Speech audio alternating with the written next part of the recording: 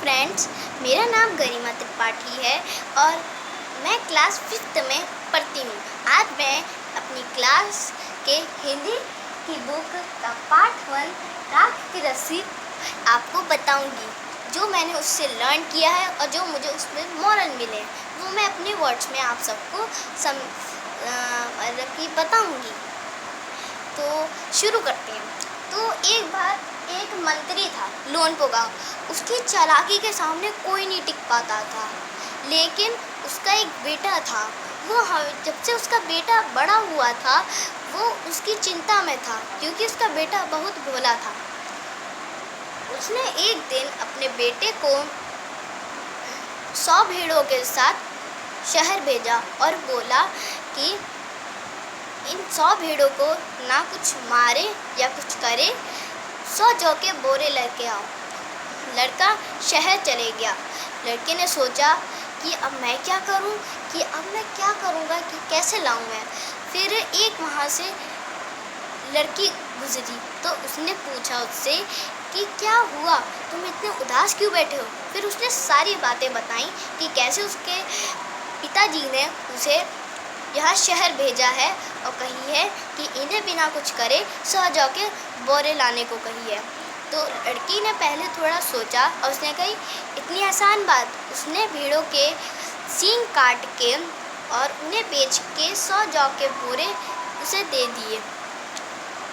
और फिर वो अपने पिताजी के पास गया और उसने सोचा कि उसके पिताजी बहुत खुश होंगे कि उसने 100 जौ के बोरे ले आए हैं। लेकिन उसके पिताजी कमरे से उठ के चले गए। फिर अगले दिन लोनपो गार ने अपने बेटे से कहा कि आज मुझे भेड़ों के सींग काटने का तरीका खास नहीं लगा, तुम फिर से जाओ और फिर से वही करो और मुझे इस बार फिर से आना। तो वो बेटा फिर से गया। उसने फिर से सड़क किनारे बैठ के सोचा कि लड़की ज़रूर आएगी। उसे पूरा विश्वास था और लड़की आई भी। और लड़की आई तो उसने फिर से पूछा कि आज तुम फिर से क्यों परेशान हो। उसने फिर से बातें बताई तो लड़की ने कही, उसने फिर 2 मिनट सोचा और भेड़ों के बाल काट के उन्हें बेच के जो पैसे मिले उससे 100 जौ के बोरे खरीद के लड़के को दे दिए। फिर लड़का अपने पिताजी के पास गया। पिताजी ने पूछा कि इतना सब कैसे ला रहे हो तुम्हें कैसे इतनी चालाकी आती। उसने फिर सारी लड़की की बातें उसे बता दी। लोनपो गार ने अपने बेटे से कहा कि उस लड़की से जाके कहो कि वो अगले दिन राख की रस्सी बना के लाए।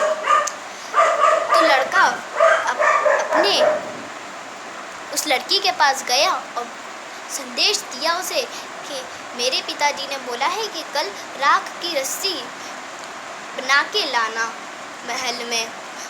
तो लड़की ने पहले थोड़ा सोचा और कही कि उन्हें इस रस्सी को पहनना भी पड़ेगा, मैं बना तो दूंगी। तो लड़की ने ये बात पिताजी को बताई तो पिताजी ने कही कि हम पहनेंगे उसे।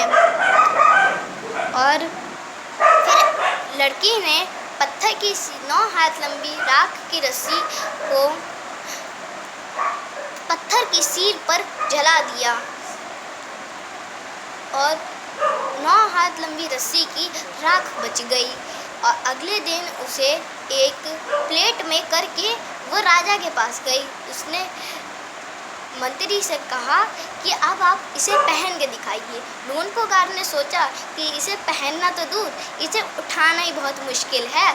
फिर उस लड़की की चालाकी के सामने लोनपो गार की चालाकी तो धरी की धरी रह गई। फिर लोनपो गार ने सोचा कि अरे वाह, ये लड़की तो बहुत चालाक है। अगर इससे मेरे बेटे की शादी हो जाएगी तो मेरा बेटा भी थोड़ा चालाक बन जाएगा। फिर उसने लड़की की शादी अपने बेटे से बड़े धूमधाम से करा दी। तो अब इस स्टोरी से हमें क्या मॉरल मिलता है। तो कभी भी हमें किसी पे अपना घमंड नहीं जताना चाहिए कि जो है हम उससे ज़्यादा चालाक हैं, और जो है अब कभी भी इतना भोला नहीं बनना चाहिए कि कोई भी हमें आसानी से बुद्धू बना ले। और ये रहे मॉरल। और आपको जो मॉरल पता है वो आप कमेंट करें और इस वीडियो को लाइक एंड शेयर ज़रूर करें। चैनल को सब्सक्राइब करना ना भूलें। और मैं आप सबको धन्यवाद करती हूँ कि अगर आप इस वीडियो को देख रहे हैं। Thank you.